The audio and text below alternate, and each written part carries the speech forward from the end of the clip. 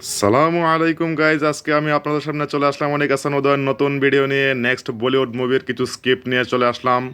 So আমরা দেরি না করে প্রথমেই চলে যাই আমরা স্ক্রিপ্টের মধ্যে, যেখানে বাংলাদেশ বাবর নামে এক সন্ত্রাসী দেশের হিন্দুদের কোচকাটা করছে, মন্দিরে গিয়ে প্রতিমা পোড়াচ্ছে, ক্ষেপণাস্ত্র রেডি করছে শাহিন 1, বাবর 2। এগুলো দিল্লিতে মেরে ভারতকে ধ্বংস করতে চায়, ভেঙে দিতে চায় মুরগির গলা, মানে চিকেন নেক। হুট করে একদিন বাংলাদেশের জেলের দেয়াল ভেঙে গেল, সেখান থেকে অক্ষয় কুমার বেরিয়ে আসছে, পেছনে প্রভু চিন্ময় স্লো মোশনে সিন চলছে, ব্যাকগ্রাউন্ডে ছাগ বাজছে।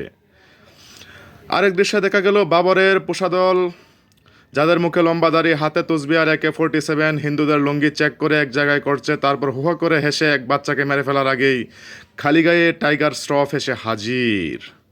এক ঘুষিতে দুটো ট্যাঙ্ক ভেঙে ফেলে সবাইকে একাই শুয়ে দিল বাংলার মাটিতে। ভারতের পতাকা গুজে দিচ্ছে ফের স্লো মোশন। সিমেক্স সিনে অক্ষয় কুমার টাইগার বাবরের পায়ের সামনে, বাবরের মুখে লম্বা দাড়ি, হাতে তসবি, সে এখন আল্লাহু আকবার বলে জবাই দেবে। ঠিক সে সময় রয়ের হেলিকপ্টার থেকে অজয় দেবগান আসলো। ট্রিগার চাপ দিতেই 200 বাঙালি আর্মি একসাথে খতম।